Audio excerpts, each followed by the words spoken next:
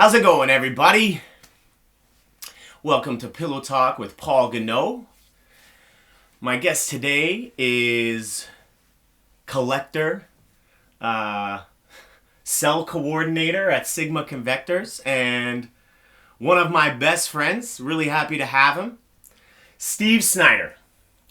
Thanks for having me on today. For sure, man. For sure. We just did a quick watch of the new Suicide Squad movie. So we'll just cut to a quick montage here because I recorded us watching it. So check it out. It's going down, bruh. Weasel looks great.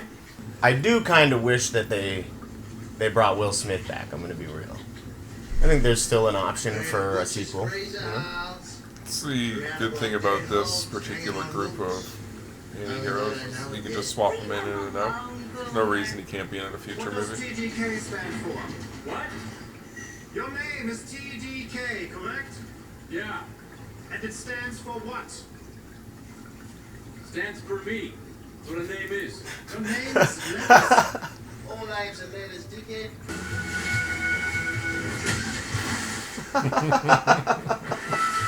Oh, that's how he dies? Sweet. That's what I love about Harley.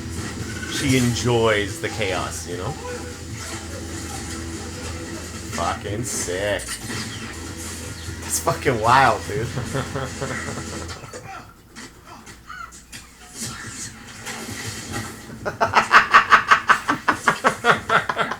What the fuck?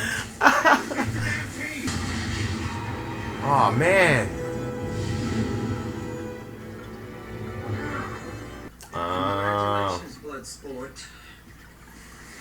Wow. I see what's going on. That was a hell of an intro. Killed off some motherfuckers quick. I kind of figured there was going to be a few very early kills. I'm happy that he is not replacing Will Smith. When I originally heard he was in the movie, I thought he was going to be. It was probably a Wayne Tech kryptonite bullet. Fuck you! Waller's an absolute fucking ice queen. Was it my target's dead center? The more in the center. Something more in the center? I use smaller bullets. What? They go inside your bullet holes without even touching the side. Next up. What the fuck?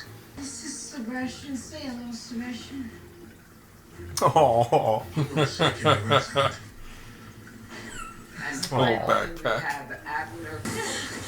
So she's the only one to survive from the first team? Flag. Oh, yeah.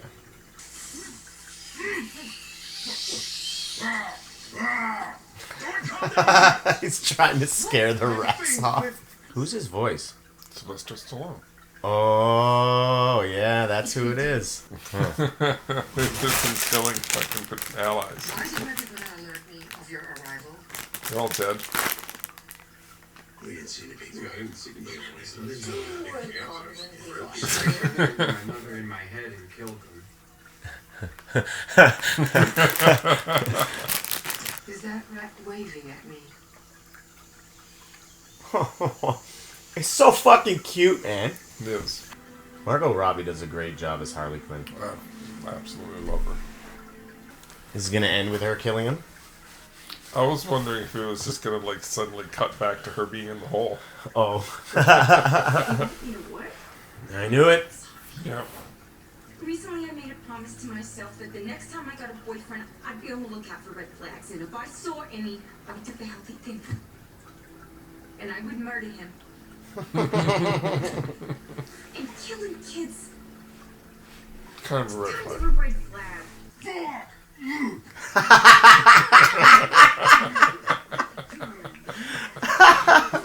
He'll warm up to the rat, I feel like, by the end of it. You don't know half of what I would do, John. Fucking John. Dumbass. Pussy ass John. You don't work for fucking Waller thinking she's not going to kill fucking women and children. Is this fucking first day or some shit? Yeah. I will be surprised if Waller or Flag dies.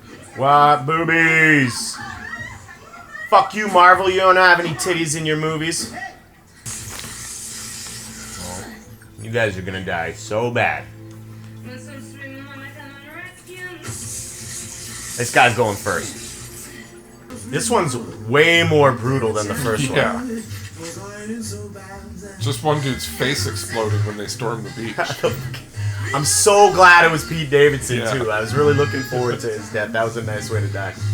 This is like shades of Birds of Prey. I like it. You pop the trunk? I have my javelin. Oh, okay.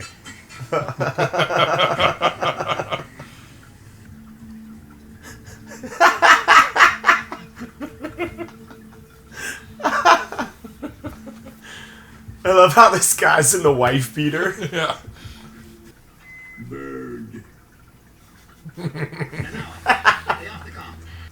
Peacemaker.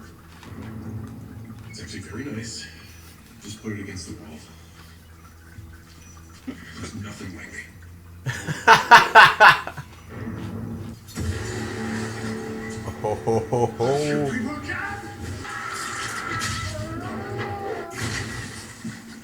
God damn.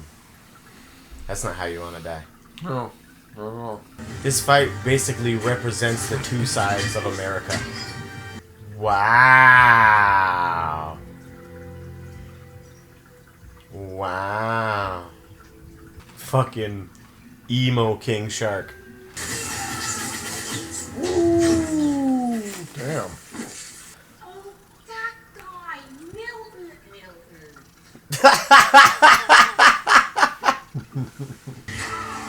Oh shit! No way! Fuck. Nice. Ouch.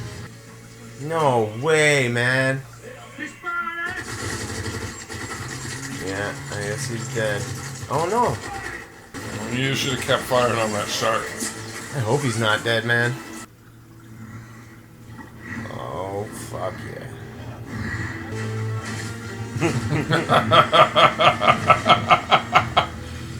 Where are they running to, though?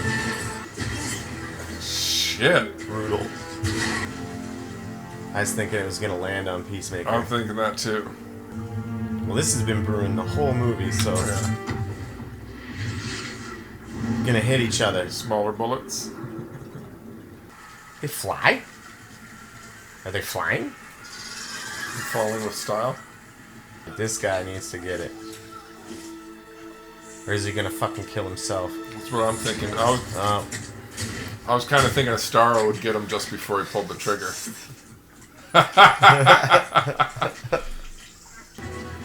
Wait a minute. You see that? What? Peacemaker's still there. His All the light other was still people on? who died are blacked out. The Peacemaker was still lit Peacemaker up, is still lit up. What? That's fucking sweet, dude. right? Yeah. I don't know if it's gonna work though, dude.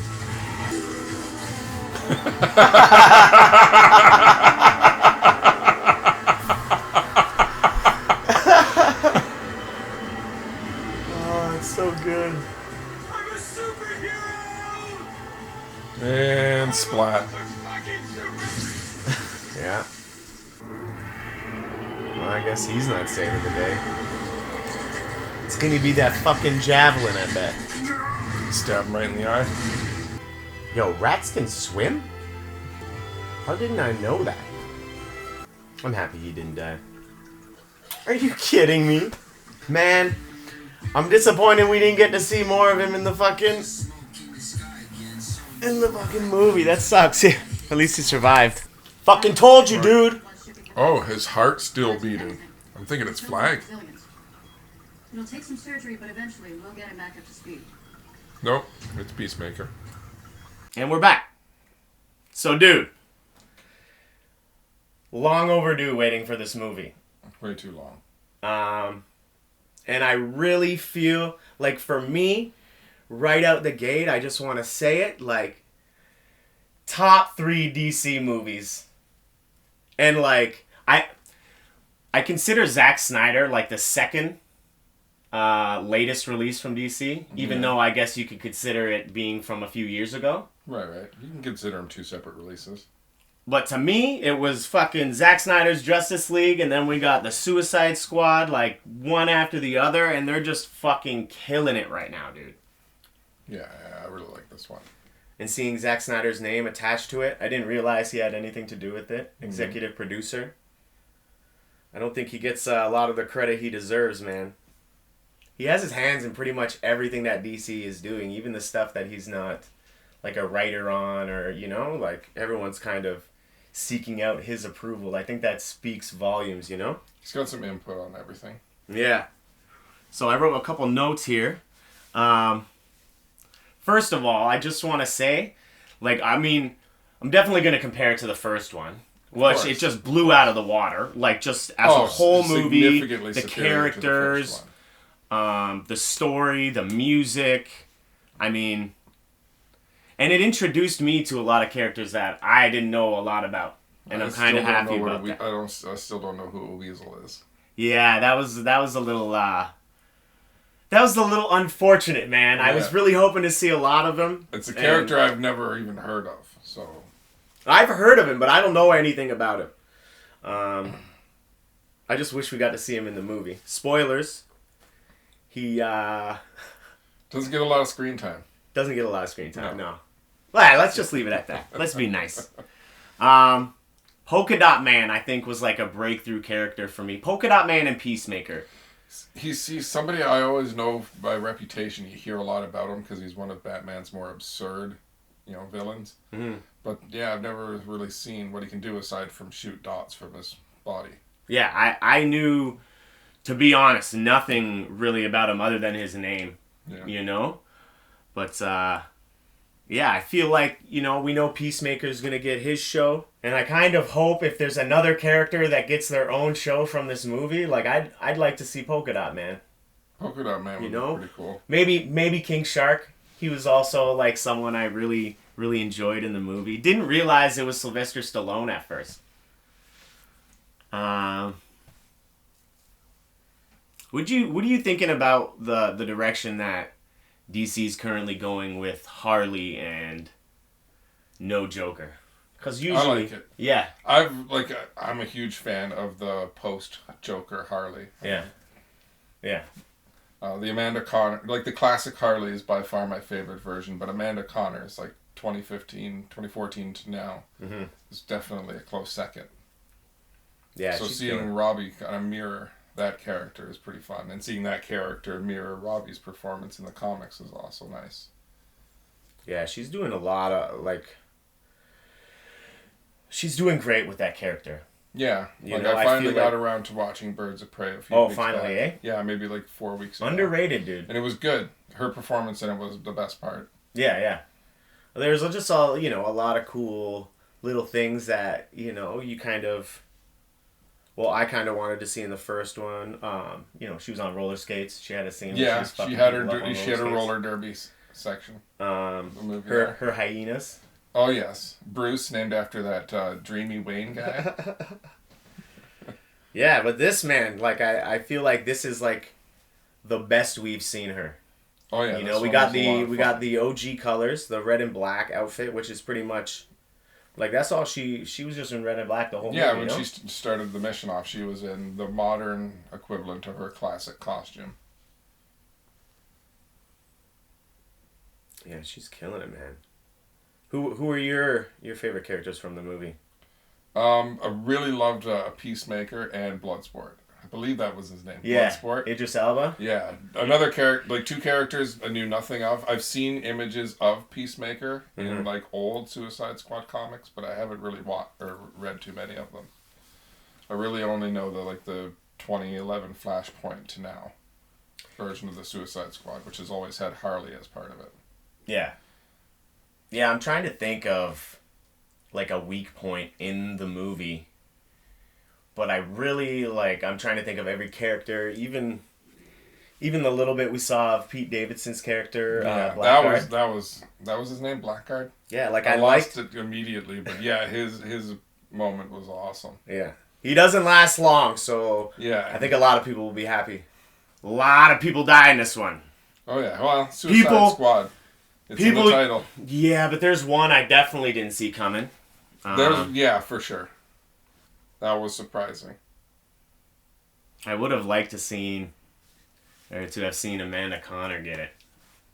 I mean, she got a little bit. What did I say? Connor. Fuck, yeah, Amanda Waller get it. But I mean, she got a little bit. Overall, like, for me, it's up there with my favorites. And I gotta give it a 10 out of 10. It's good for this connected DC universe that they've got going now. It's one of the better ones in that particular portion of DC. And it's gonna open so many doors for characters that people aren't familiar with. So not your typical, not the Trinity, not your Justice League. Yeah. Your fucking... And just a really interesting choice for a villain. A Starro. Yeah. Just like... Who... I'm going to be real, and maybe it's just because he's not... I think in a lot of these movies, with CGI... Like, I fucking hate CGI. Yeah. No matter what it is. But seeing a starfish done in CGI somehow works better than actually, like, Thanos or Darkseid, than those characters, because... I mean, they're not trying to make it look human. You don't know what a fucking giant space starfish looks like. There is no uncanny valley involved there. I think Star looked really well. There's no realistic version of what that thing's supposed to be. Exactly. Like, I was just watching... have you ever seen that thing on Netflix, Movies That Made Us? Little bits of it. I've never watched a full episode. Yeah, so I've seen some of that in the Toys That Made Us. Dude. All of their things, there's like Christmas movies that made us, the toys that made us, they're all fucking pretty solid. I mean, there's some, like, I didn't want to see the Barbie toys that made us, but I watched, like, the Ninja Turtles and the ones I'm interested in. I watched all the Lego. Like, that's my jam. So, like, I watched all of that. A little bit of them talking about He-Man, Turtles, G.I. Joe. But it's crazy because I just watched the movies that made us for Jurassic Park. See, that's one where, like, the CGI is perfect because really it's only our imagination of what those things really look like, sound like. Yeah. You know what I mean? It's like literally just like, okay, this is what we think they sound like. Like no one knows. So it was good, and it was pretty game changing, to go from, and you can actually in that you see the very, very first design of, I think it was a Velociraptor that they showed you on the documentary. Yeah. And like not looking good, man. To go from that to fucking Starro, it's definitely getting better. I still wouldn't say I'm a fan of it, but there's no way you could practically do a giant, like you can do the stuff you did without CGI. No, not a Starro. If you tried to do that with like some kind of model. Yeah. Like that would. No, it's not working. No. And something that I like, obviously this movie's going to get a lot of comparisons to Guardians of the Galaxy. And I see some of them myself, but I think really it's just the James Gunn style. Yeah. A great blend of action with comedy that doesn't feel too forced. I don't think anybody does what he does better, like the comedy and the action and like the heart. Like, there's always... There's so much earnest in Shark's reactions to things, like being told he's not allowed to eat someone. Yeah. Like, you can see he's really upset about it. Yeah. Well, he got a couple emo parts. Yeah. But he was executed fucking phenomenal. Phenomenally. He was executed phenomenally. Yes. All right. He was, though, like, from the Flash TV show to this. From a character that it lends itself to, like, being just a cartoonish one-off character for a brief moment, they made a good job of bringing through the entire movie. And I feel like John Cena's actually been gaining some traction. Like, as far as actors to, or wrestlers to actors go, I think... I don't know. For me, obviously, Rock is number one. I don't think that's debatable. There's no question. He's the biggest star on the planet. Yeah. And honestly, I would probably put John Cena second. I know Batista's doing some things. Batista's good, but Cena's a natural actor. You see it even in his wrestling. Yeah. He's an actor. I enjoy seeing him be funny. It's natural for him to be funny, you know? Yes. Imagine His current he run fucking... he's doing is beautiful now. What? He's feuding with Roman. Oh, that's what he's doing. Yeah, I saw he came back. I'm not too... It's probably going to be a quick one and done. Come in, do SummerSlam, disappear again for a little while. Well, I mean, man. He's getting older. He's able to make this smooth transition from wrestling to acting. Like, he's already done it, as far as I'm concerned. Yeah, he's an actor. You know, yeah. Most people, I think, you know, that are under 30 probably don't even look at him as a wrestler. No. You know? So... Most people know, like, I think most people who know who John Cena is know him from The Meme. Yeah. Then, maybe as an actor, than a wrestler than an actor. But I imagine the percentage of wrestling and acting is about the same. Yeah, it's unfortunate that he went back to WWE. And I get it, he's one of those guys. There would be no... I would love to see anybody show up in AEW, but yeah, that's true. He wouldn't be a good fit. I wouldn't. You don't think so? I think he would be. I think he would have great matches, but he's a WWE guy 100%. Yeah, you think he's a lifer like Undertaker? Yeah, like Undertaker is never even going to appear for another company. Yeah. The Rock's staying there. Orton's never going anywhere. Roman's never going anywhere. Yeah, The Rock's one of those guys. It's funny because, I mean, you can see how petty Vince McMahon is about certain things, and wrestlers mentioning, you know, other brands and things like that, and they have like their list of images and terms that they can't use and stuff like that. But The Rock, because he's the fucking Rock. He's able to like do anything, cross those bridges and talk about these AEW guys and fucking. But you know what? Actually, as I'm thinking about it, Chris Jericho was on Stonehold's podcast. Did you know that? Yeah, that was awesome and something they immediately regretted doing. Oh, yeah? Vince McMahon immediately regretted allowing that to happen. I thought it was a great move. I thought it was a great move, too, but they realized, like, we basically just ran an hour-and-a-half commercial for AEW right after one of our pay-per-views. Look, they don't need to run ads for A-fucking-W, bro. Word of mouth is getting them along just fine. And then the reason why word of mouth is working is because people see, like, that it's just a superior product. Like, in terms of, the only thing I think AEW is lacking is production value. I've said it before, and I'll probably say it again for the, next little bit, but they're getting better. Every time... I think it lends to their charm, though, that they're a little, like, indie-rific. Yeah. And when they do mess something up, they don't just ignore it. They acknowledge it, try to work it in somehow. Yeah, that's true. I do appreciate when their fuck-ups happen, how they try to work it. They've numerous storylines have been started because of fuck-ups, and it's something that I don't know if WWE addresses that kind of shit. I feel like they just kind of try to push it under the rug and act like it doesn't happen. When something like overly cartoonish happens, like Titus O'Neil sliding under the ring during the Royal Rumble, they'll acknowledge that. Yeah. But for the most part, it's like, what? No, that never happened. But it's weird. You know Botchamania on YouTube? Of course I know Botchamania. Yeah, so... They've been at it for like 15 plus years doing those videos. But it's like as long as YouTube has existed, in my knowledge, Botchamania has been a thing. Yeah, and so you said they've been around for how long? Forever. Like, as far as I've been following, like, online internet, like, wrestling stories of any kind, I've been hearing about Botchamania and seeing their videos from, like, the earliest YouTube when it was really nothing but, like, clips from TV shows. And did you hear about how, I guess their account was restricted or blocked for a little bit because of AEW? Oh, really? Yeah. Yeah, I thought that was strange. You're saying they've been around for so long. I do know that AEW went after somebody for using their content, but I don't think it was them.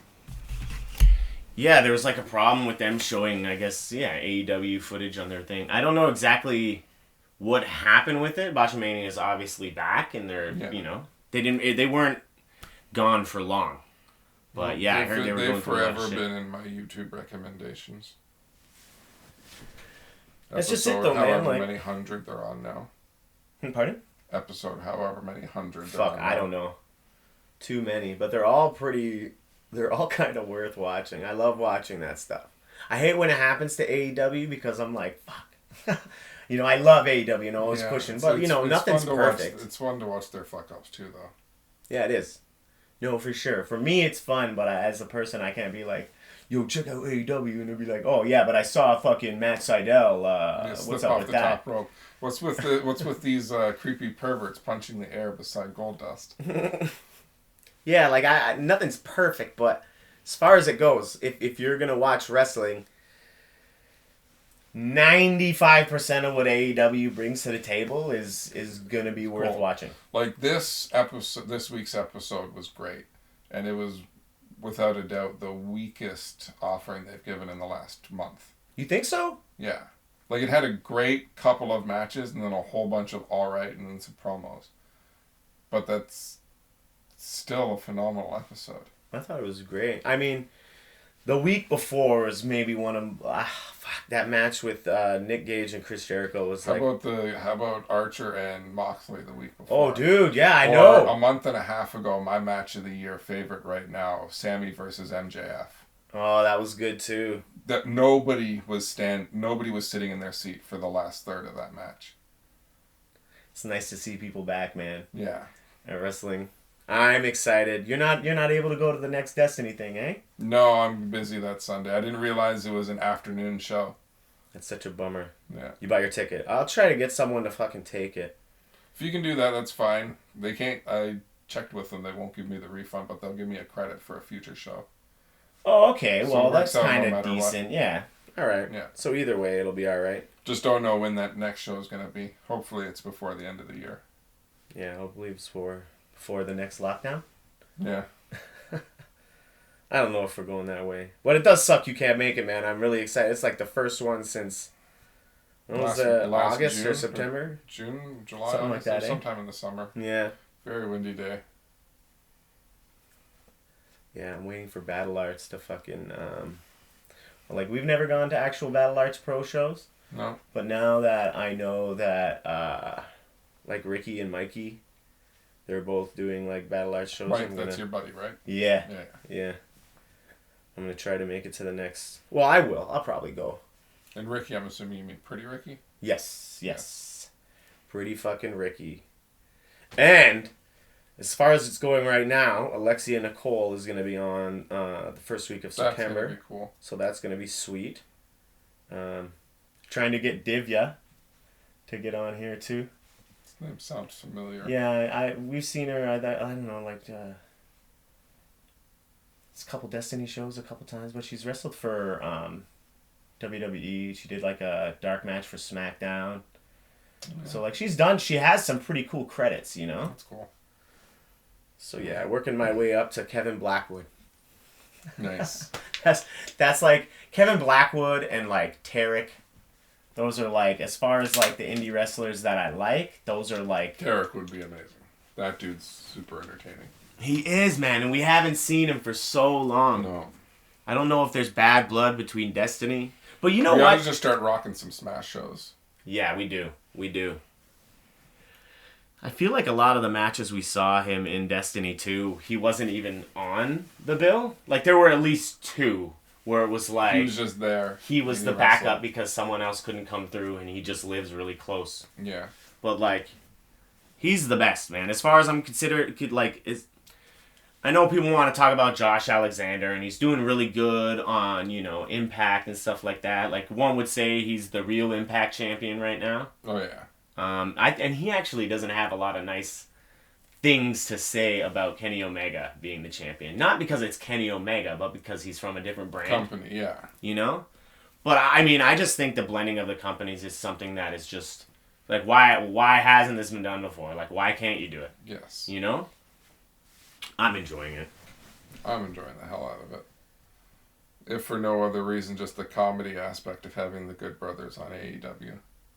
And Frankie Kazarian. Their whole little segment in the back stage this week, just a reference to all the people who have left WWE or might be coming to AEW. Yeah. And Gallows standing there in one of Flair's robes. I feel like they need to do some more though.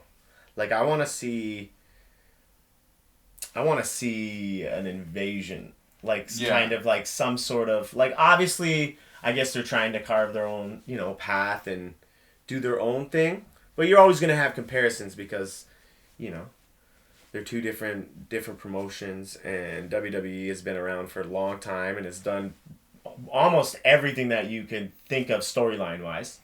Oh yeah. So they need to just fucking bring over some heavy. I want to see Moose come over and fucking like take out Archer or some shit, like Moose something and like Archer.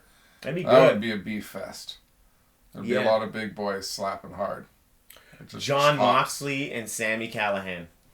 Dude, did you hear that they're actually going to be teaming up again for the first time in like 10 years? Who? Callahan and Moxley. They were a tag team in CZW called Switchblade Conspiracy. Are you fucking for real? I'm not joking at all. Wow. In fact, they were far more, at least the CZW I watched, they were far more represented in their tag division than in their deathmatch divisions. In fact, I only ever saw Moxley do like the one tournament of death. Before that was him and Callahan doing tag matches. Crazy. Yeah, and I guess they're going to be doing, they're going to be reuniting for some indie show this summer. That's amazing, dude. In my mind, I was like, they both have the exact same style. Sami Callihan, if he spit a little less, I would like him more. Yeah, Sami Callihan would be awesome if he was a little less gross. But I mean, that'd be a good match. Who would you put together? Or even if we could use WWE versus another brand, who would you bring together from two different brands to be a super fight? Just thinking on like Moxley and Callahan as a tag team, I would love to reunite the Kings of Wrestling, Cesaro and Chris Hero, who was Cassius Ohno in NXT. Okay. Though CZW, those guys had, I'm sure, plenty of fights because the Kings of Wrestling were prominently featured through that era as they held the tag team titles of damn near every American indie promotion at the time. CZW, Ring of Honor, they would wear just like 3 belts around their torsos at any show they went to. Oh man, I wasn't even thinking tag team. But like now that you're saying it, it made me think of this fucking Ricochet versus Ray Phoenix. Oh, holy absolutely. Fuck, dude! I wonder if they've wrestled before. Yes, they have. I haven't You watched it yet, shitting me. but they have. Prince Puma versus Ray Phoenix Jr. Oh, okay, I've seen that. Another one to check out. They've had a bunch of fights. Ricochet and Will Ospreay. Yeah, I think we watched. I think you showed me. I showed you one of them. They have a whole series of wars with each other.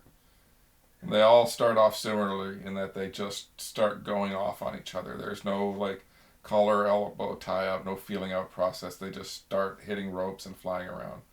One of their matches, they actually break the top rope off in like the first few seconds of the match and still fight the entire match. That's gotta limit you a bit.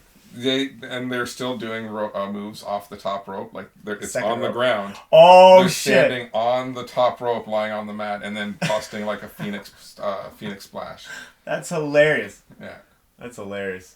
And then they would have to do most of their offense from the second rope. But Will Ospreay almost went through it because they both hit the ropes on opposite sides of the ring at the exact same time. Mm. And it was just too much tension and broke one of the turnbuckles. And Ospreay almost spilled out of the ring, and Ricochet had enough bounce to come back and do his little flip superhero landing.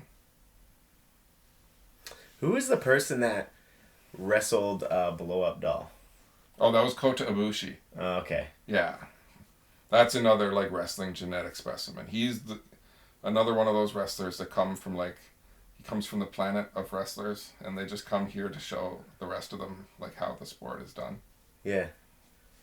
I mean, if you think wrestling is fake, definitely check out this this match and Or, and tell me what's fake. Yeah, Kota Ibushi versus the Love Doll, or Kenny Omega versus the 9-year-old. Oh girl. yeah, I was wondering. I was like, I knew she was young, but I didn't really know her age. I'm glad you know. I want to say Ethan Page did something similarly to that, where I think he wrestled a broom. Yeah, they did something. I think this was actually what led to Ethan Page leaving Impact. At one of their pay-per-views, he was meant... So he had, like, some alter ego, because I guess he has, like, a podcast or whatever, some vlogging shit that he does. I love it. I've been watching and it for a so while. they used Karate Man as a character in Impact, and in one pay-per-view, he fucking wrestled himself. Yeah, Do you remember that was his exit. He was already leaving the company at that point, and he put together this weird, like, little cinematic match where he fought himself, which was never supposed to be something to go on TV. It was something he made just for his vlog, something to do during the pandemic.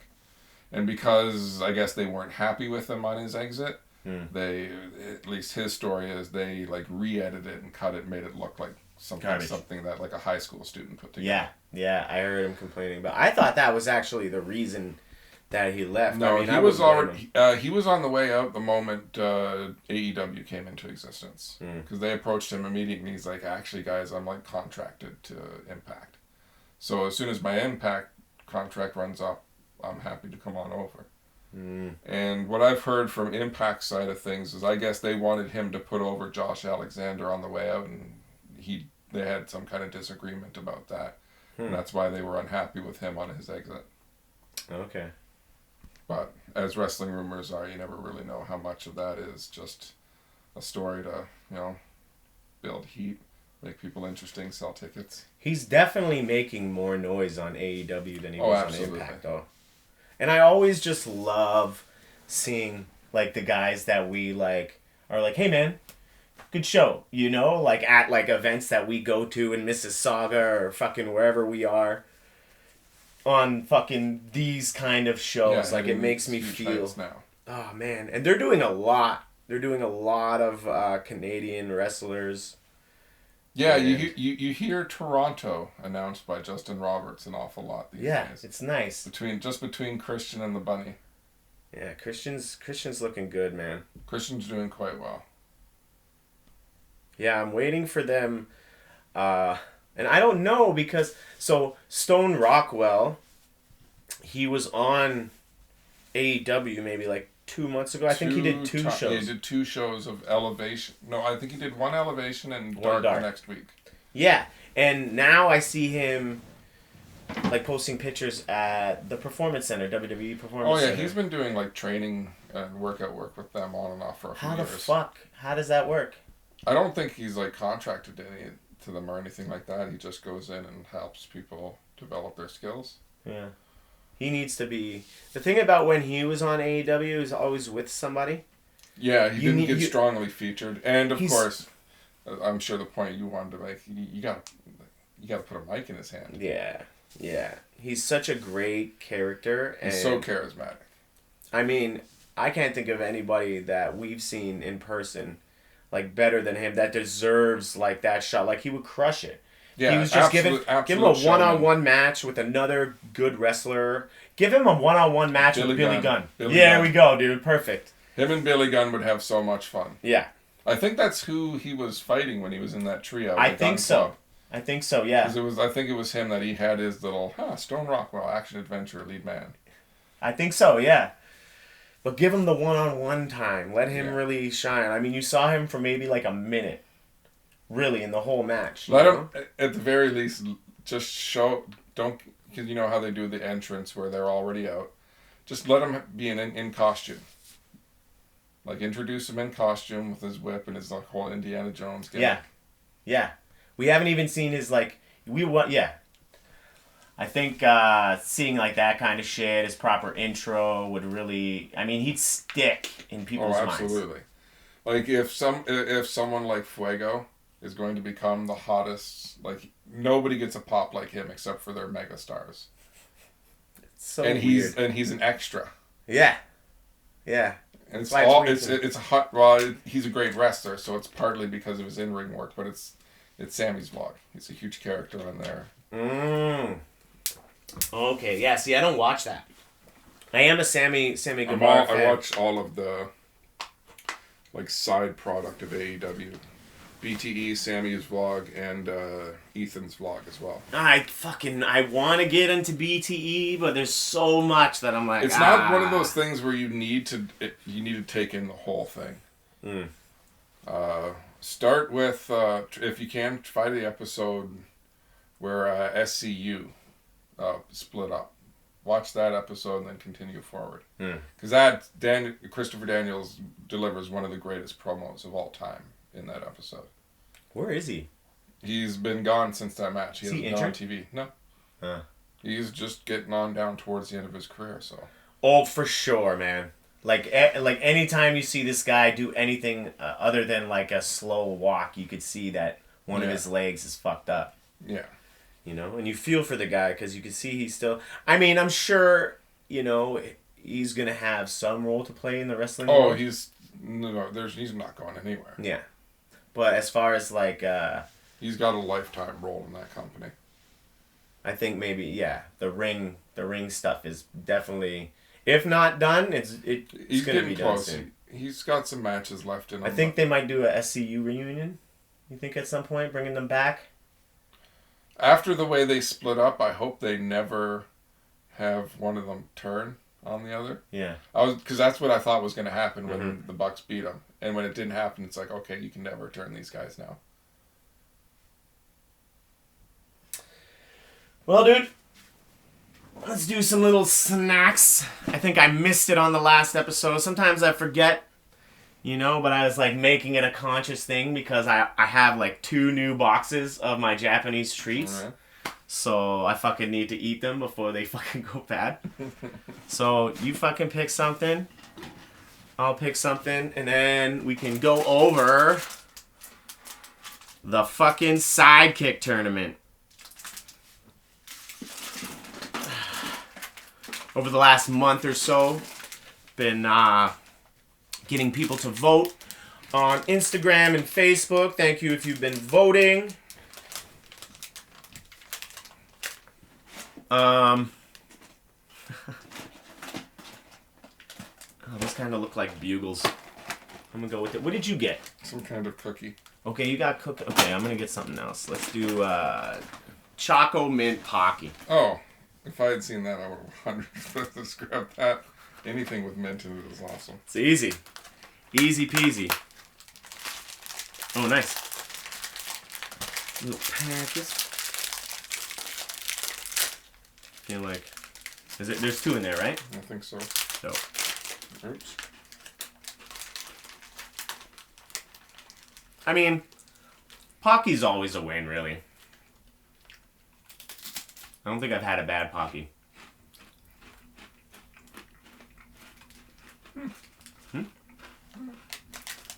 What are we dealing with?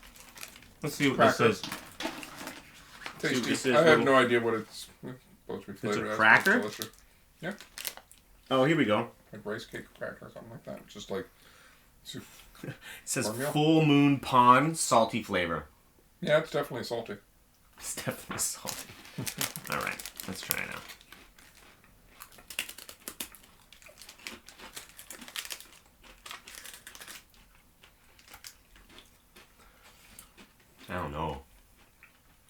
I don't know about this. I don't think I'm going to eat a whole bunch of them, but not bad. It's like a salty cracker. You know what this tastes like? Do you ever go to church?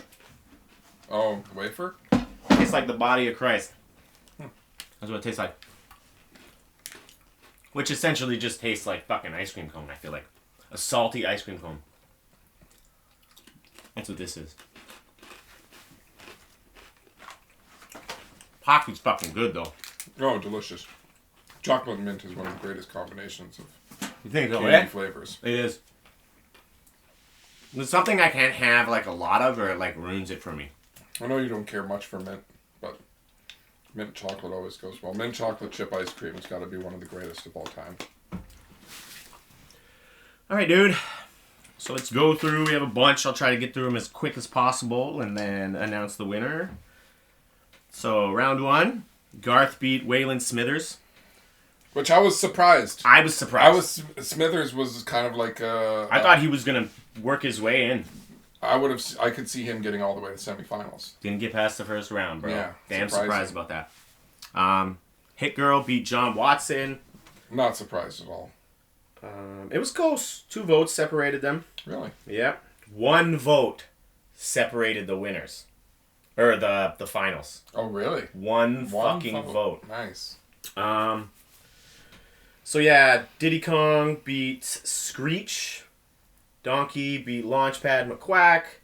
Honestly, Fucking Donkey, of course. Launchpad got a lot more votes. I didn't know how many people would know who he is. Yeah? That's pretty good. See, I didn't even watch Darkwing Duck. I just knew him from Tailspin. Yeah, for me it was like, and we talked about it earlier, fucking Teddy from Bob's Burgers. For some reason he slipped my mind. There's a couple other, like, this isn't every sidekick. This is the ones I thought of. I actually think we were talking about it. Yeah, we were definitely messaging back and forth putting this list together. That's why I was disappointed I didn't think of Jamie Vernon until we'd had locked them all in. Really surprising one. Patrick Starr beat Bucky Barnes. I'm not surprised with that. SpongeBob has a pretty big fan base. I know, I just thought fucking, Winter Soldier, Falcon. I think he's like, as far as Marvel goes, like he's up there right now, like top tier Marvel character. I just thought he would have done better. Don't get me wrong, I'm not crazy about him, so it's not a big deal. If anything, I like Patrick Starr more, but yeah. Silent Bob beat Kato. No question. Yeah, obviously. Layup. By a lot, by like 19 votes. Jazz beat Tails. Bruce Wayne from Batman Beyond beat Spock. Scrappy Doo beat Foggy Nelson. Which I Ridiculous. can't believe. Like, he's one of the he's right up there with Orko and Snarf as the most hated cartoon characters ever created. It was 3 votes. So Foggy would have won. 3 crazy people. Yeah. Luigi beat Speedy, obviously. I think Yeah, Speedy got the least amount of... Oh, no. As I'm looking, the next one. What were you going to say?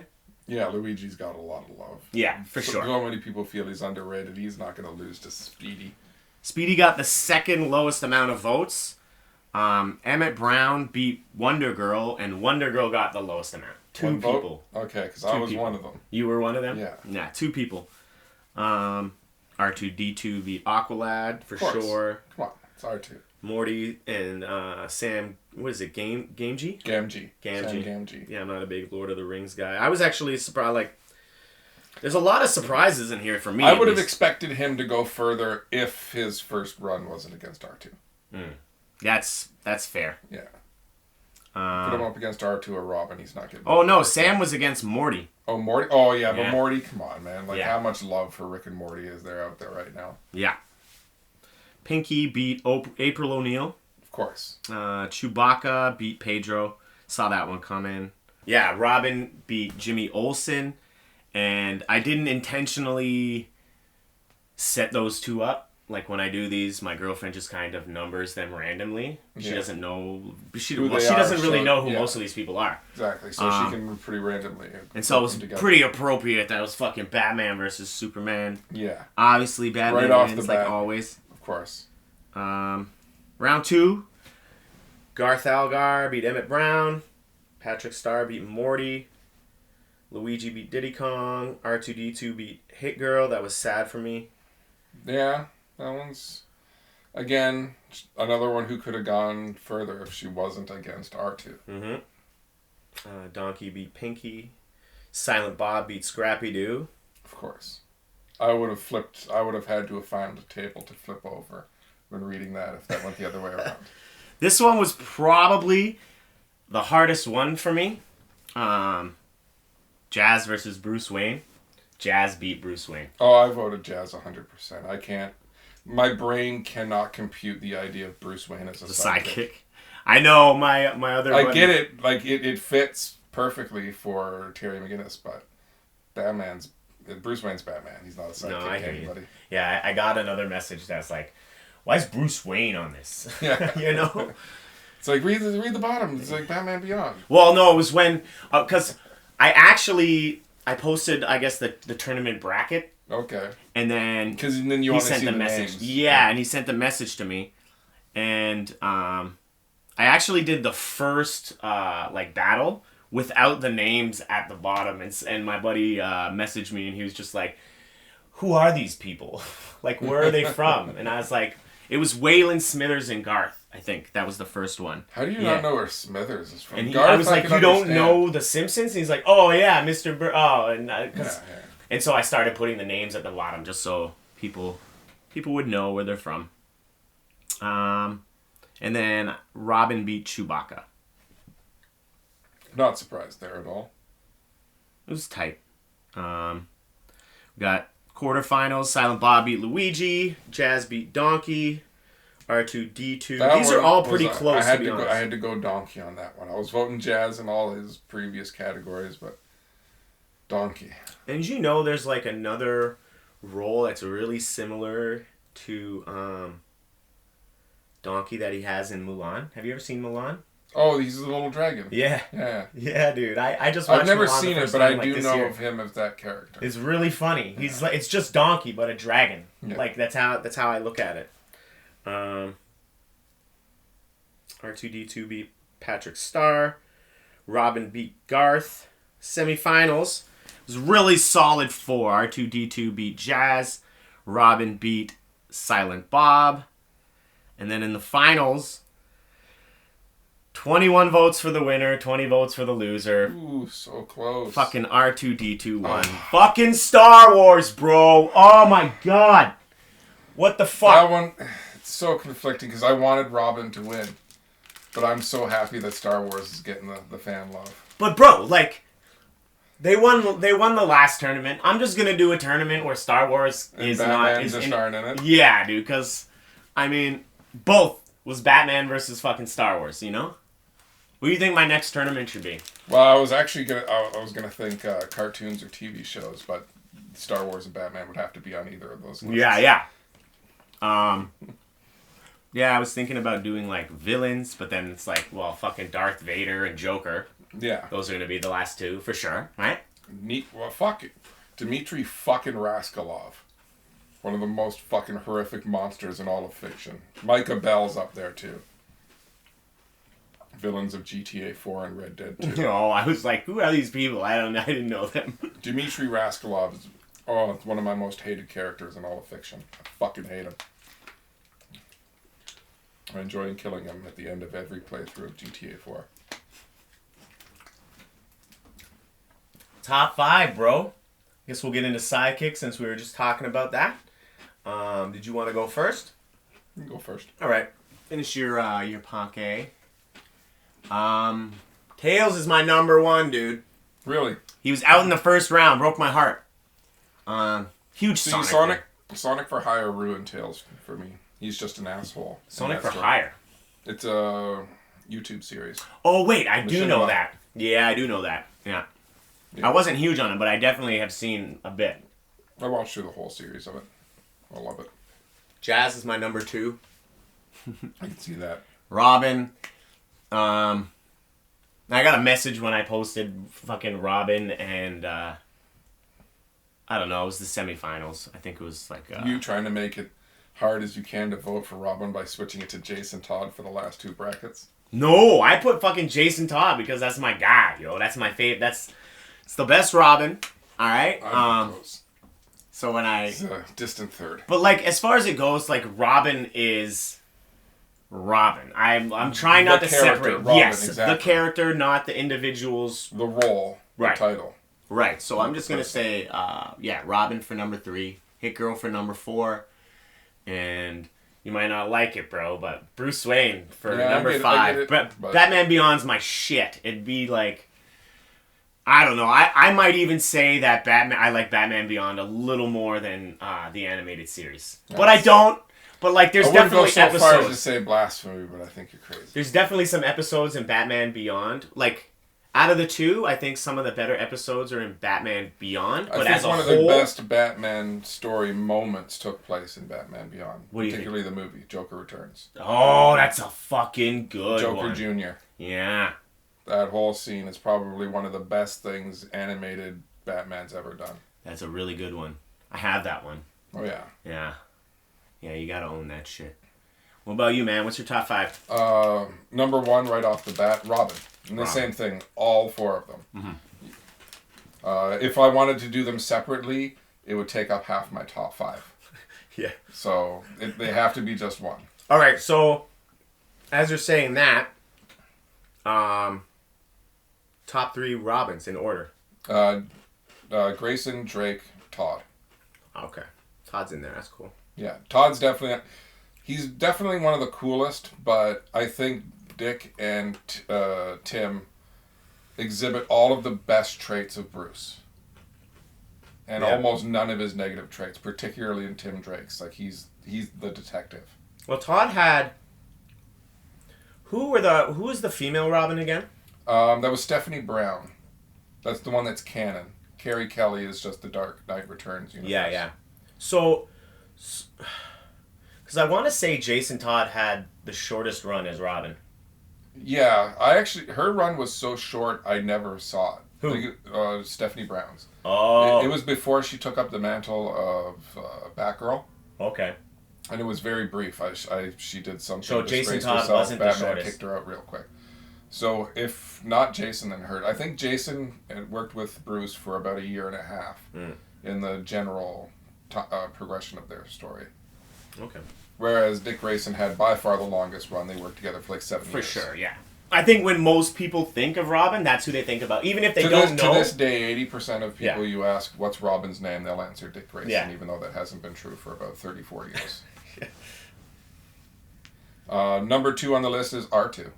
R2-D2. Oh, nice. Right on. I think Robin is the greatest sidekick in all of fiction for the particular character he's working with. But R2 is the greatest sidekick of all time because he's helpful to everyone. Mm-hmm. Anakin, Luke, Ahsoka, Obi-Wan, random clones, other droids. Random clones. He runs the show. If he's on your team, your chances of winning have increased exponentially. Yeah. So that, I guess, the finals were like super hard for you. Yeah. That's why I said, like, I picked Robin, but I was so happy when I saw that R2 was in the lead. And I'm even happier that it came down to just one vote. It was that close between those two. I know, I was like, to my girl, I was like, I don't know how to fucking feel about what he just said. Yeah, that message was, I smiled so hard when you sent that. Number 3 is Hit Girl. Yes, right on, dude. Gotta have Hit Girl on there. One of the great examples of the sidekick being greater than the hero. Hit Girl? Yeah, 100%. Yeah. I agree. Kick-Ass is cool, but Hit Girl's the star of that show. Hit Girl's just you way can rename more both badass. those movies Hit Girl 1 and 2, and if you put Hit Girl and Kick-Ass in a room with 30 guys, Hit Girl would be done in like 2 minutes and Kick-Ass and not get injured. 5 minutes later would still be getting his ass kicked. Yeah, Hit Girl would have to go in and kill, the remaining 12 or whatever was left. Staying within the same directorial universe, Merlin from The Kingsman. His next 4. Is number 4 on the list. He's basically the Alfred Pennyworth of that movie series. What's his name? Merlin. Merlin? It's Mark Strong. Merlin? Merlin, yeah. Because they're all named after, all of the agents are named after Knights of the Round Table. And he's their support, so he's Merlin. Wasn't that the name of the guy? That was the wizard. In Suicide Squad? Was that his name? Merlin? Milton. Fuck, that's what I was thinking of. Milton. I was like, man, that's fucking... No. What a coincidence. Which leads, of course, to number 5, Alfred Pennyworth. Okay. Yeah. Okay. Yeah, I felt... I think you did mention him, and I felt like... I don't know. Like, well, if Robin's Batman's sidekick... Well, I guess you could argue that Alfred is, what, Bruce Wayne's sidekick? Yeah. That's the way I was thinking of it when I put it down. It's like Robin is Batman's sidekick. Pennyworth is Bruce's. All right. You want to go through your superheroes quick? I've done mine pretty much every episode.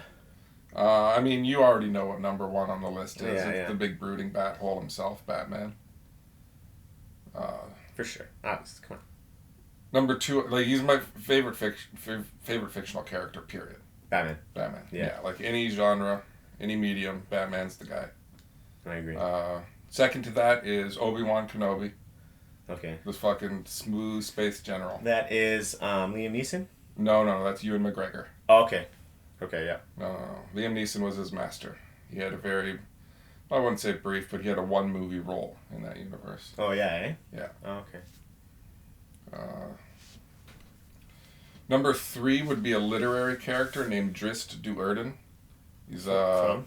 The Forgotten Realms. It's a Dungeons and Dragons novel series. Okay. And like member of an evil race of creatures who just is unbelievably heroic. He is the absolute antithesis of his race. Dark elves, they worship an evil spider god, live under the ground. He comes up to the service and leads his blades into hunting monsters, going on adventures. It's one of the few people in all of fiction I think could give Batman a run for his money. Oh, yeah, all right. Yeah, him and Obi-Wan, I think, but in all three of them are such fucking do-gooders that I don't think any fight between them would ever come to a conclusion because they realize, like, no, this guy's a hero. I gotta be on his Like, side. we're on the same side, yeah. Next to that, Spider-Man.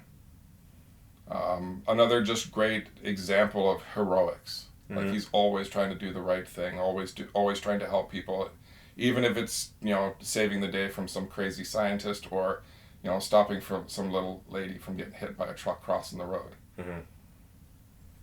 Very true. And then last would be Cloud Strife. He is the protagonist of Final Fantasy VII. Oh, that's the guy with that ridiculous sword. Okay. Yeah.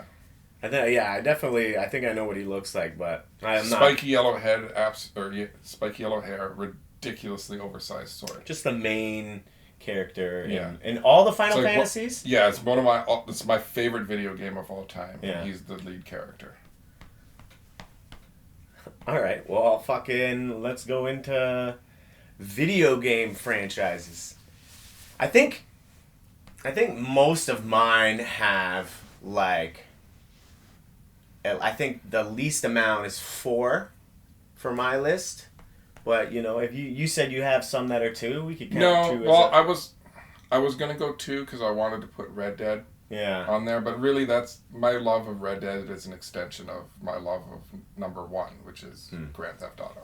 Oh, okay. Alright, so that's your number 1, Grand That's Theft Auto? my number 1 franchise for Alright. sure. Aside from Grand Theft Auto Advance, which I only just realized existed like 15 years ago, I've played every one that's been created. That and Chinatown Wars are the only ones I don't have a physical copy of. Okay. Second to that is Assassin's Creed. That's like an honorable mention in mine. All of mine are actually fairly modern. I don't really have anything from the 8 and 16-bit generations except for number 3, which dates back to the Nintendo, which is Final Fantasy. But I entered into the universe at 7. That was the first one I played, which was PlayStation era. Mm-hmm. And anything before that I've hardly played. I think 1 is the only one pre-7 that I finished. Next on that list would be the Arkham Knight series. Like, it's Batman related, so it's got to be up there. Yeah. Particularly the trilogy. I kind of consider Origins separate.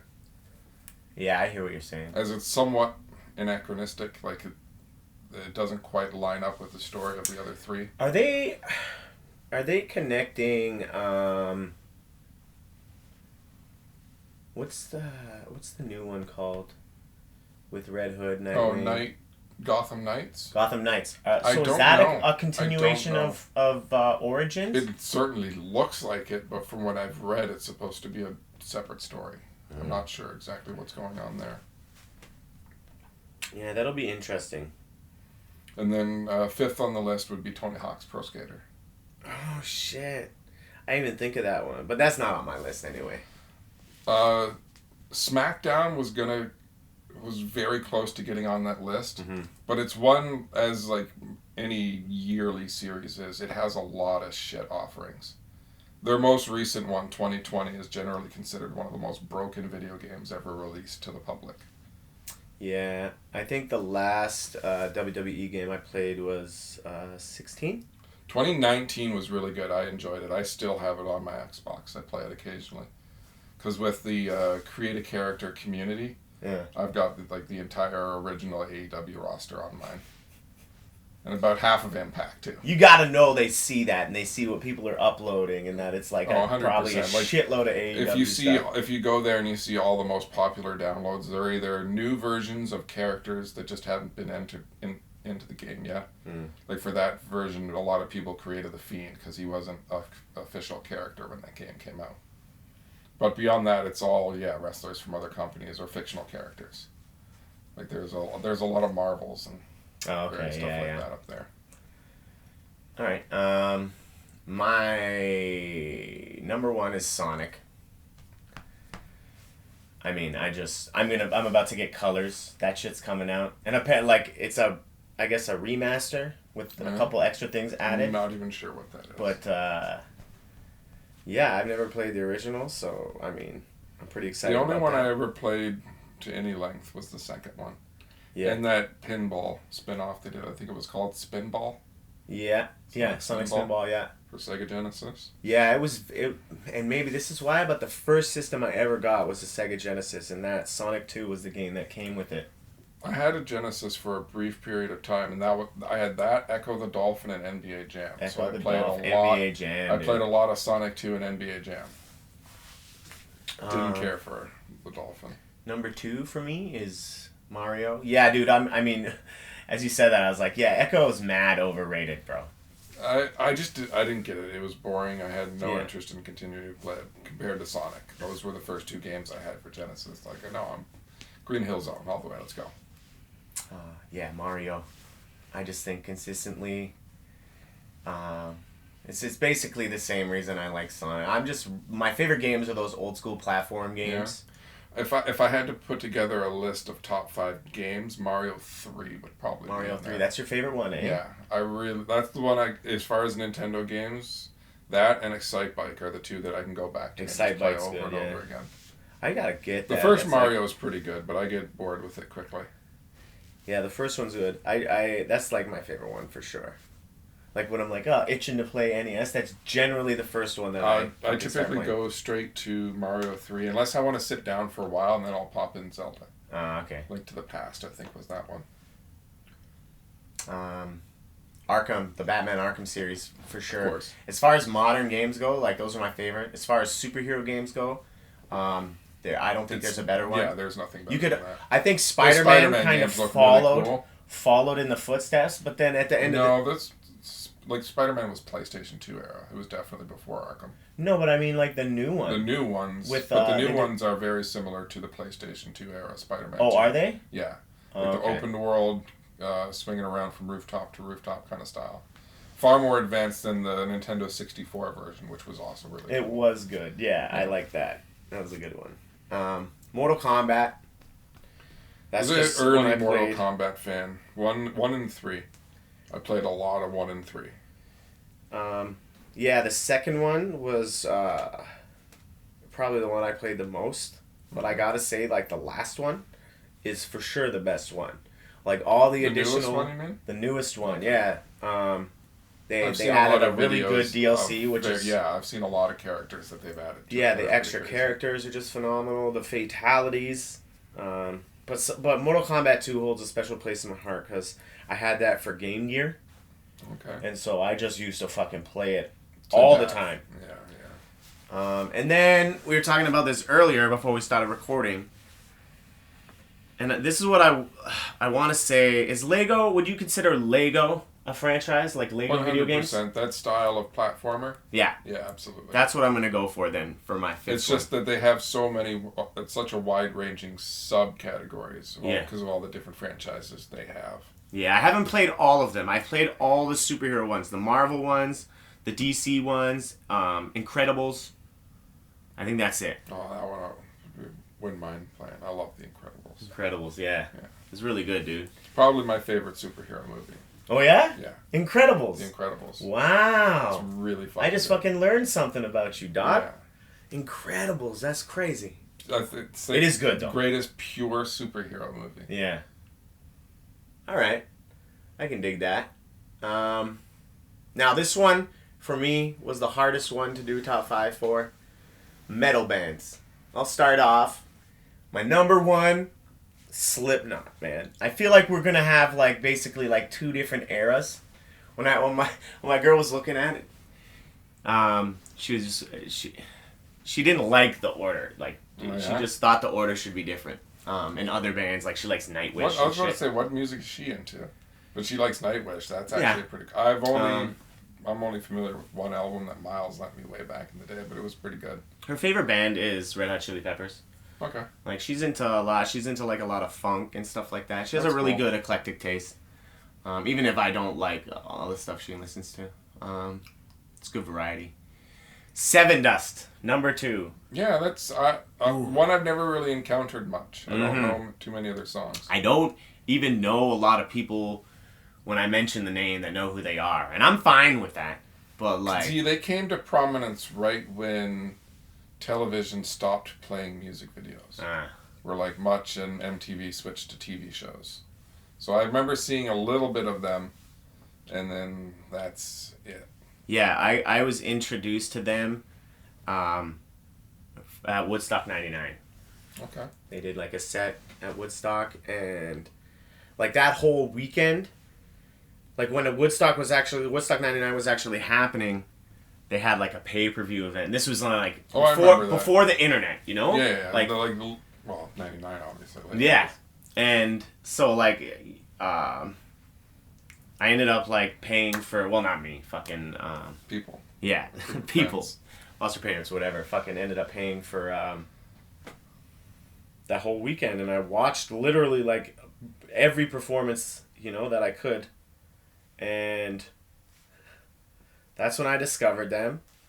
I just recently watched a documentary on Woodstock 99. Are you interested in that? Is that something that interests you? A little bit. I know they did Metallica did a version of one of their songs, Seek and Destroy, off their first album there that I really enjoyed. Because I love Metallica in general, but I'm not too much of a fan of the first album. But hearing James's older voice doing the same song, and then Jason Newsted sung half of it also, so that was kind of cool. Yeah, so I just watched this. I'm just briefly going to trail off here because we're talking about it, but I just watched this documentary. Just came out. It's like an HBO documentary. And I think a lot of the time when you hear about Woodstock 99, like what people say has a lot to do with Limp Bizkit. That's the story you usually hear about. Yeah. And man, it doesn't matter what you think about Limp Bizkit. It's irrelevant. If you like them, if you don't, what the fuck ever. It doesn't matter. But the fact is, like, this really, and there's a lot of, I feel like there's a lot of bullshit in this. Like, you know, like most documentaries, you gotta sift through some bullshit.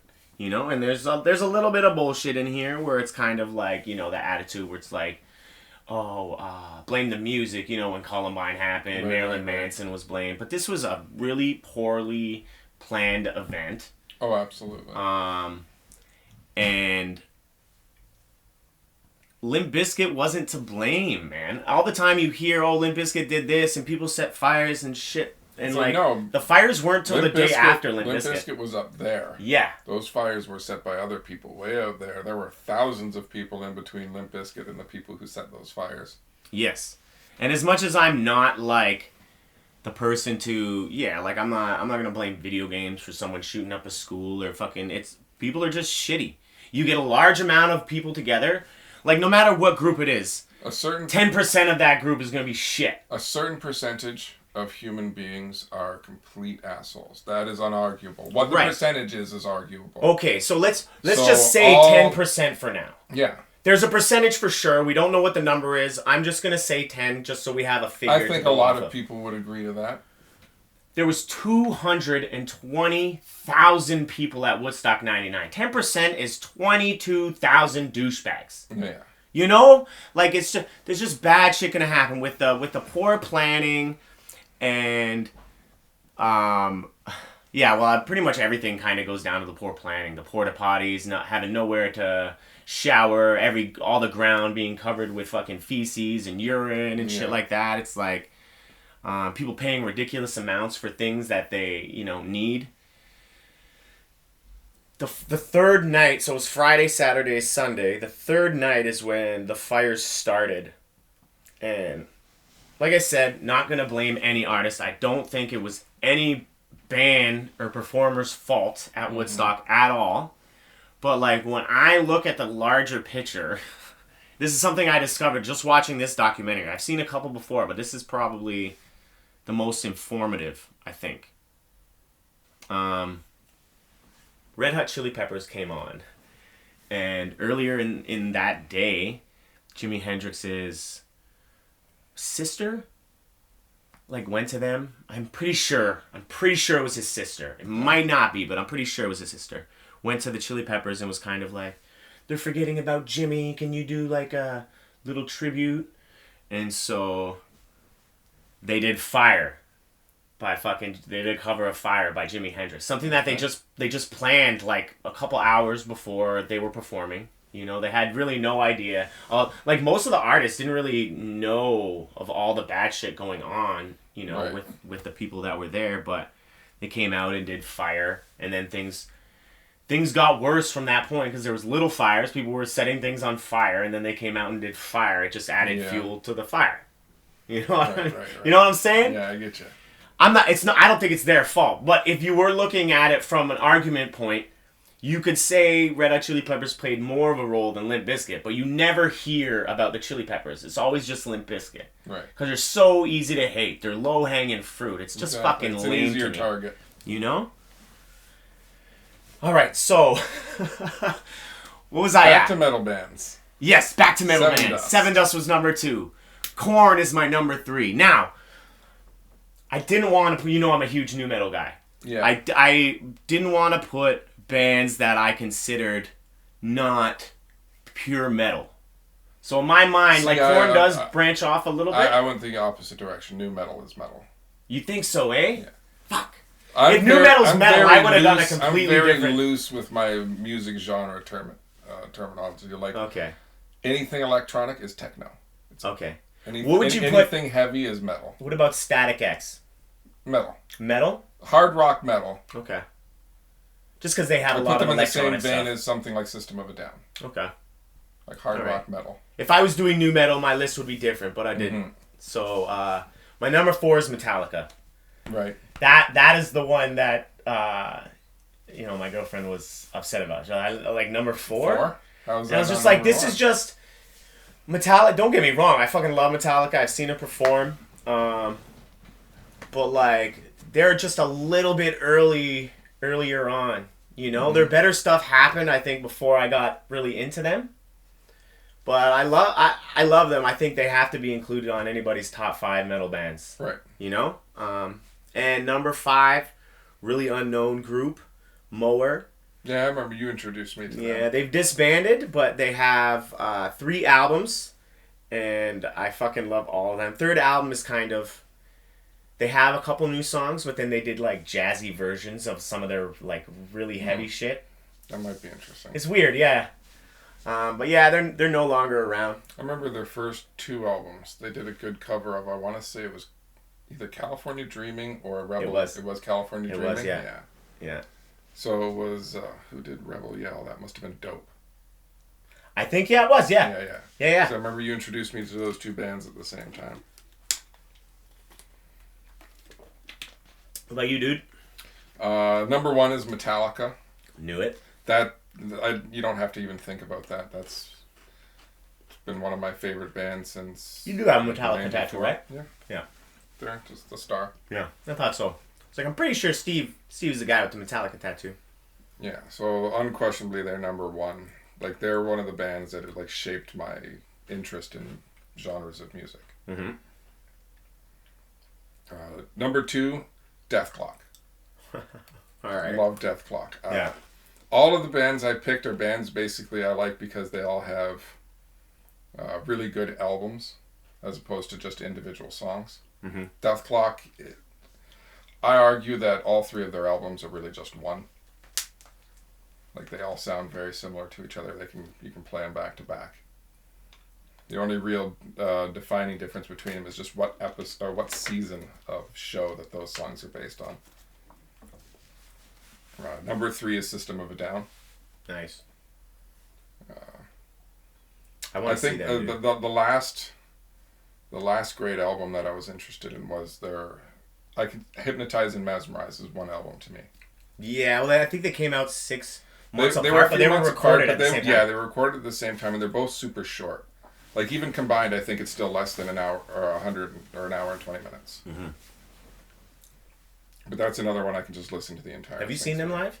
Yes. In fact, out of my top 5, they're the only ones I've seen live. Yeah, I was supposed to go to that show with you, right? It was the heavy metal. It was the heavy metal. Yeah, Yes. the last outdoor one they did in Toronto, and they were the second night headliner. The first night headliner was actually Slipknot, but I ended up leaving before they got on. Because the guy right up before them was Marilyn Manson. That's the one I was most interested in seeing that night. I fucking remember that, and I can't remember what it was, but I was doing something. Yeah. And I regret it. Because I don't know if I'll get to see System again. Yeah. So that was System of a Down was number 3. Mm-hmm. And I'm actually kind of spacing on who I chose for number 4. I know Manson was number 5. Mm-hmm. And I'm absolutely spacing on who number Megadeth. 4 was. No, it wasn't Megadeth. Slayer. No, it was actually something fairly new. Something? Oh, Disturbed. Disturbed. Yeah. All right. Disturbed. Their Immortalized album from a few years ago. I can listen to that endlessly. And then Manson, like his first and third albums, respectively. Antichrist Superstar is one of my all-time favorite albums. Yeah, I lost a lot of respect for Manson. And don't get me wrong, like, decent fucking musician, right? Right. But just as a person, there's this story. It was like a weird interview. Him and Rob Zombie were touring, and he was telling a story of pissing in Korn's fruit platter. Oh, really? Where, like, for real, and he was like all proud of it. He's like an old man. Not even remotely surprised at that. Like, have you ever read his autobiography? No. He is a very fascinating, fucked up individual. He's someone you don't need to make up weird rumors about. Yeah. He's legitimately fucked up. Yeah. He has a whole chapter on his rules of ethics, because everyone always asks him about, like, his religious beliefs. Mm-hmm. So he has, like, a whole chapter on moral beliefs, and it's basically a list of, if you do this, then it makes you this. Like, you know, what makes a person gay? What makes a person a drug addict? Mm-hmm. All these different things. And it's an absolutely hilarious list reading through it. Yeah, I might check that out. But it's like, I don't know. In the final chapter. It's called 100,000 Screaming Christians Can't Be Wrong. And it's just like all the hate and like false police statements against his concerts that people have been like spreading about him. Yeah, after that, I the thing that bugged me is that, like, he was still proud of it. Like, I get, if you were younger and you did something stupid. It's like, man, that was something I did when I was dumb and young. Yeah, but he was, But like, then still it's like, talking no, about, like, that's it's cool. cool. And Rob Zombie's beside him, like, clearly, like, It's like, man, you're I'm fucking... never touring with you. Yeah. No, they were on tour at that point. Oh, They were, like, shit. doing a promotional interview for that tour. Right. And he's just sitting there, like, you could tell he's, like, fucking grossed out. Like, thinking, like, have I had any open fruit platters, you know? But yeah. Fucking decent musician. I think he's a shitty person. What do we... Oh, I guess we only have wrestlers left. You want to go first, or you want me to go first? You go first. No doubt, Stone Cold Steve Austin is probably... I mean, not just my favorite wrestler, but I think he's probably the most popular wrestler of all time. I would argue him or Hogan. Him, Hogan, and Daniel Bryan are the only people in the conversation. Daniel Bryan, eh? Oh, absolutely. Wow, I never even thought about beloved. Ridiculous. The only person I think would give Stone Cold a run for his money, because Hogan is a distant third. Mm-hmm. Yeah, he's definitely my number The one. Rock is the honorable mention for that top 3. He's number 4. But as we said earlier, most people love The Rock because of his post-wrestling career. Yeah. Yeah, for sure. Ultimate Warrior. That's my number 2. Yeah. Huge Ultimate Warrior fan. Chris Jericho is my number 3. Chris Jericho in the last 2 years has made his way up in the ranks because just how he's handling himself. At this late stage in his career, he's Yes. still putting on quality matches. Yes, I mean... Not too many 30-year wrestlers can say that. No, like have been performing at the highest level for so... And obviously you could see he's declining, but I mean the longevity and the year spotlight. has been more comedy-based, but he's still been killing it. Number 4, The Rock. I got to, mate. Who do you think was better on the mic, Stone Cold or The Rock? The Rock, 100%. Really, eh? The Rock is, as far as mic use, The Rock is the GOAT. Mm-hmm. Seen as a close second, I think he would have been better if he was just more interesting. Cena, wow. He's a natural actor. His His ability to use the mic is greater than anyone, but The Rock had just much more interesting things to say. The thing that I liked about The Rock and why I think he's, even though Stone Cold's my favorite wrestler, is The Rock, he was funnier. Oh, absolutely. And so at the end of the day, that's why I think he was better on the mic. But Stone Cold, I think, was just as powerful when he said shit and the reactions he got from the audience. Austin was far more skilled on the mic than he was in the ring. He's by no means a bad wrestler, but no, he was a great character talker, and then he would go out there and brawl. Yeah. You know, Lou says press, maybe a suplex here and there, but otherwise he's just gonna punch and kick you. My number 5 is, I think, someone that people sleep on just because of his style. But like, when I think of wrestling, this guy's in so much of the stuff that I remember. Has probably some of the most memorable matches of any wrestler. Single most memorable match in history of the sport. Man fucking kind, Mick Foley. But was he Mankind when the Undertaker match happened in Hell in the Cell? He was, eh? Yep. That was Undertaker. Yeah, Mankind. I'm gonna say Mankind. Like, don't get me wrong, Cactus Jack was good. Cool, but yeah, Mankind was always my favorite face of Foley. Yeah. And that one year he did Royal Rumble as all 3. Yes. Just like, come on, man. Beautiful. The only one to ever do that. You know?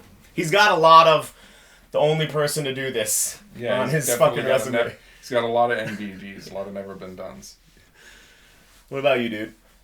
Well, I mean, the first one is obvious. It's The Undertaker. Mm-hmm. He's been my guy since having his debut described to me alone. He's been my favorite wrestler since that moment.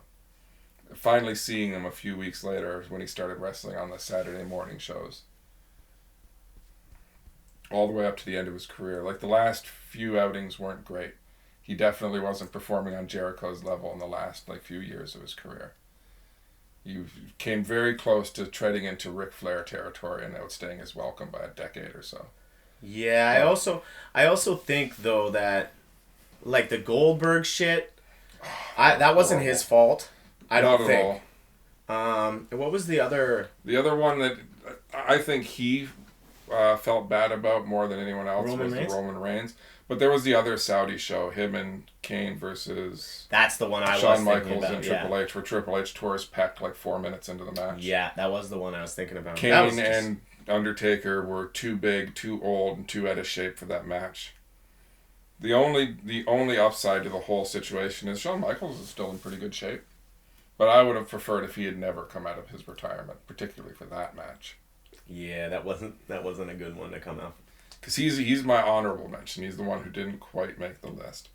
But he's in the argument. He's in the discussion for greatest wrestler of all time. In-ring performer, I don't think there's ever been one better. Mm-hmm. But Undertaker's number 1. Edge is number 2. Okay. I love the Rated R Superstar. I loved Edge and Christian. In his brief singles run as a babyface, as short and flawed as it was cool. But the Rated R Superstar, the ultimate opportunist. Mm-hmm. Him and Undertaker's feud, even though it was marred by Vicky Guerrero's presence in that storyline, is some of the best work of post-Attitude Era WWE. I think it was the last great feud they did when I was still a super WWE fan, back in 2006, 2007. And then third on the list is Kurt Angle. Oh, it's true. Love me it's some damn Kurt Angle. true. Some of my favorite matches, him and Michaels at I think it was WrestleMania 21, stole the show. His insane fucking hardcore match with Shane McMahon at King of the Ring 2001, where he put him through the glass. Oh my Where it God. didn't break the first couple times? 3 times it failed to break, and the first time Shane landed right on his head on the concrete. Shane McMahon, bro, I don't think he gets a lot of credit, but I fucking Without a doubt, always enjoy... He's the most hardcore, dedicated, non-professional wrestler of all time. I always enjoy seeing him. Yeah. Like, when I'm going through, like, WrestleMania, I feel like he always has a match. He's going to do something good. I always watch his match at WrestleMania, you know? Even his one with, was it Shane? Where he pulled him in through the cage. I think that was... Shane and who? Braun Strowman. Not Kane. Braun Strowman and Shane McMahon at WrestleMania this year in a cage match. I don't remember. I don't know if I've seen it. Yeah. I probably did, though. Yeah, I definitely showed it to you. Shane worked his way out of the ring, and then Strowman just, like, smashed through the cage and pulled him back in through the hole. And then, see, I really wanted to get Michaels on the list, but I have to put my 2 current favorites on this list, and especially because they've recently switched positions. As Malachi Black is without a doubt my favorite person working today. Just in 4 weeks? 4 weeks since he's joined AEW, they've completely transformed and elevated his character. Yeah. They're doing him good. They're doing what WWE should have done and didn't do for... How long was he with WWE? He was with them, I think he signed in 2015, maybe 2016. I think 2016. Yeah, they fucking just... Because I started seeing him on TV about 2017. They usually have him in developmental before they put him on TV for a little while. And then number 5 is the Empress of Tomorrow, Asuka. Yeah, I thought she'd be on. She's not doing much these days, particularly since the last WrestleMania. She's just been occasionally fighting Rhea Ripley and Charlotte. Why? Rhea Ripley's their new favorite toy. Asuka dropped the title to her at WrestleMania. And then she's just been feuding with Charlotte back and forth. It's like so it's like you're not a champion anymore, and WWE doesn't give a fuck about you. Yeah, you're off TV now. Charlotte's back. We put her in the title hunt. We don't need our other shiny toys. So she's someone. I never want to see a person lose their livelihood or anything, but I would smile if I saw that she was released. Charlotte? No. Asuka. Well, Charlotte for sure, but Asuka foremost. Charlotte for one, because I think she would be a great fit in any company she went to. But I also think it would be a good idea it would force WWE to start coming up with new ideas for the women's division.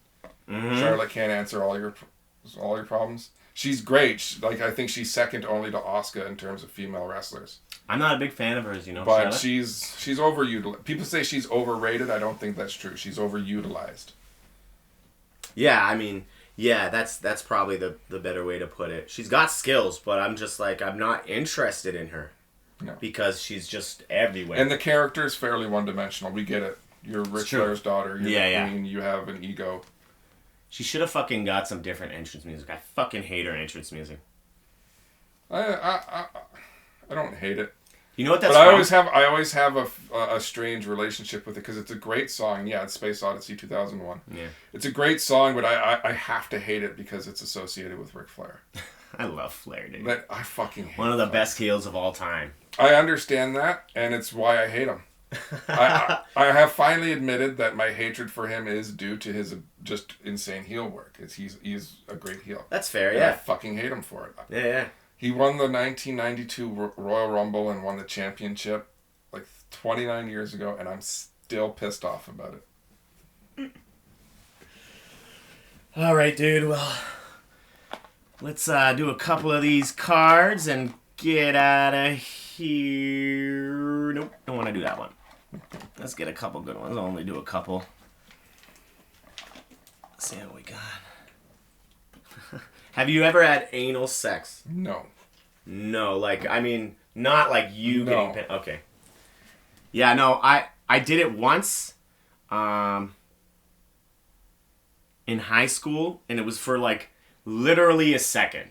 So I've been inside a butthole, but it was and it was actually, the girl I was dating, it was her idea. Yeah. And so, I kind of got it in maybe like an inch, 2 inches, and she was like, take it out, take it out, take it out. Yeah.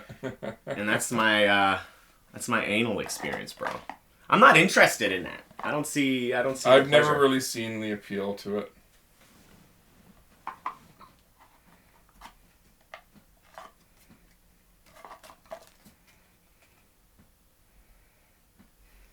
For $100,000, would you spit on every new person you met for a year?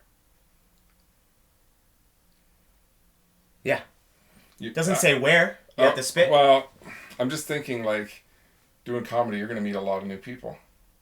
It's a lot of spitting. The real question is, how many times are you willing to be punched in the face for a year for $100,000? Because I don't know, man. I want $100,000, but... Okay, so... Is it every new person I meet? Like, I have somebody to be like, you have to have an interaction with them, not somebody sitting beside you on a bus. Okay, so I would just... But Get still, the sensory deprivator 5,000 from, and I would just fucking go places like that for $100,000. You could buy a pretty good sensory not deprivator. Talk to anybody, you know. I just fucking develop a way where it's like I only spit on like maybe a few people a week. You know, that's what I would do. I mean, $100,000. It's a you don't need to go motivator. to work. That's like I don't make $100,000. That's a couple of years' salary. Yeah, so like I'll just make sure that I don't interact with a lot of people. If it was like seeing new people, then it'd be like rough. Do I have to? It's like, all right. Well, am I willing to accept people hating me for a year to not have to work for 2? It's like, man, if I'm not working and I don't leave my house, I'm not going to be meeting a lot of new people. All right. See, that would have been a great question a year ago. Because, like, how many new people have you met in the last year? All right, here we go. Have you ever had sex with someone you met on Tinder? No. That's how I met my current girlfriend. Yeah. It was weird because I had been really against Tinder. Like, you've never been on it. No. And I was working with 2 guys, my boss and Steve Coccolucci, who was the guy I reviewed Justice League with. Okay. He was on that episode. We were working together, and Steve met his girlfriend on Tinder, and fuck, I can't remember what my boss's name was. But he had met his fiance on Tinder. And my knowledge of Tinder, was basically, I thought, I don't know, I just thought it was for banging and just, just sleeping around and shit like that. And so once I heard this, I was like, oh, like, because I'm not just looking to fuck. Like, I'm too old to just fuck, you know? I don't have that stamina anymore. Right. And so I fucking joined up. She was the first person I fucking matched with, and we talked. Like, she called me that night. We talked for maybe, like, a week. Yeah. And I've been thoroughly having sex with her since, so, yes. Thoroughly?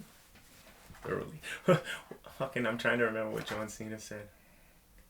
Oh, I'm thorough. That's what it was. Yeah, it's like, but you could just destroy the data. Okay, back to the $100,000 questions. Would you drink a gallon of water from a public toilet bowl for $100,000?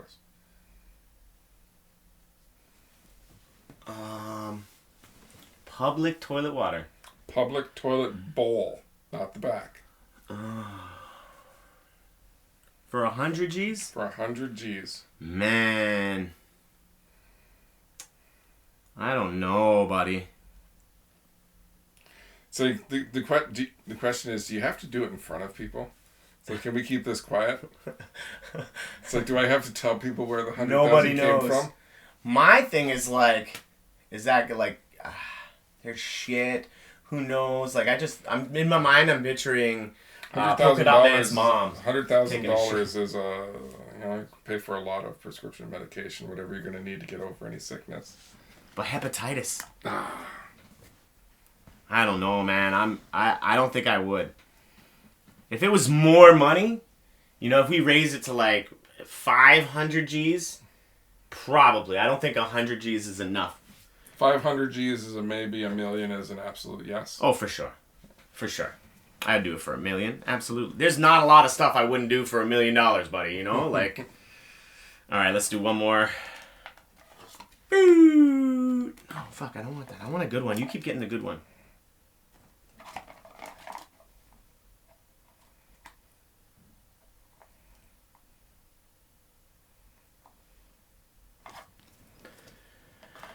Would you marry a billionaire even if it meant you could never see your family again?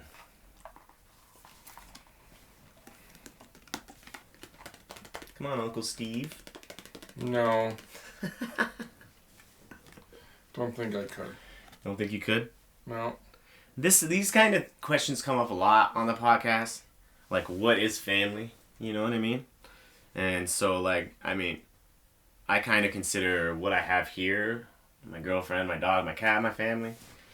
But if this just means, like, traditional blood, you know, And a heartbeat? absolutely. Yeah. Heartbeat. Yeah. No question. One more, dude. We can get the fook out of here.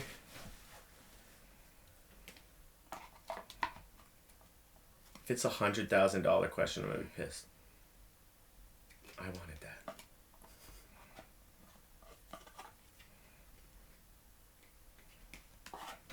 Give me something good here.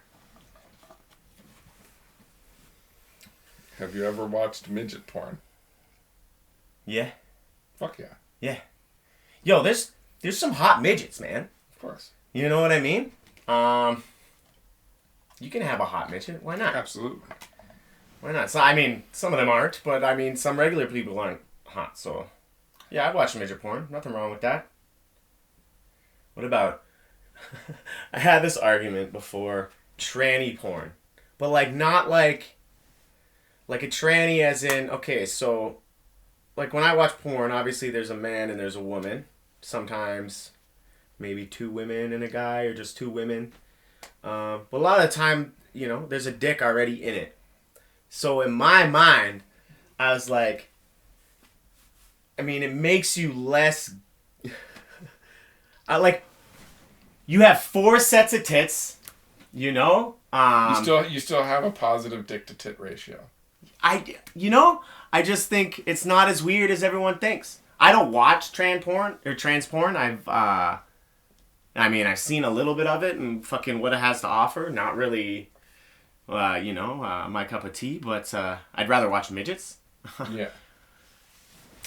But I mean, I get it. That was my argument. It was like, yeah, well, it's like, well, what kind of porn are you... Unless you're watching lesbian porn, I don't understand what the problem is with, you know, a trans man. I actually remember you having a conversation about this in the Punch-Out line at work.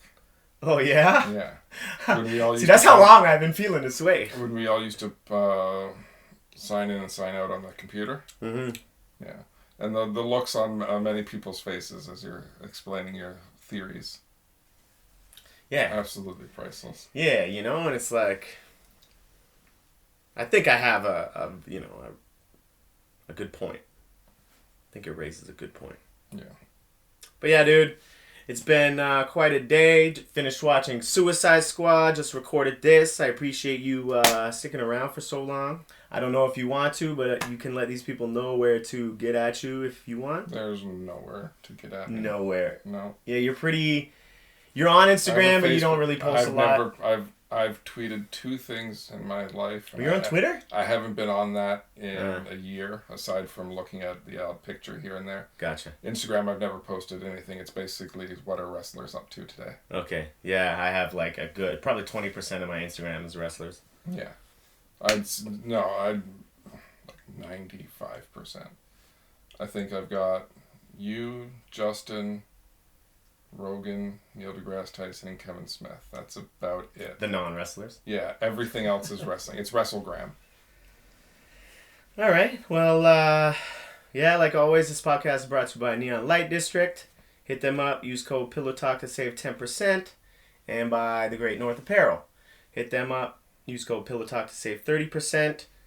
I have my very first show that I'm producing coming up at Comedy Bar, depending when you're watching this. Comes out on Tuesday. This is going to be on the 14th. Starts at 11 p.m. You can grab tickets at the link in my bio.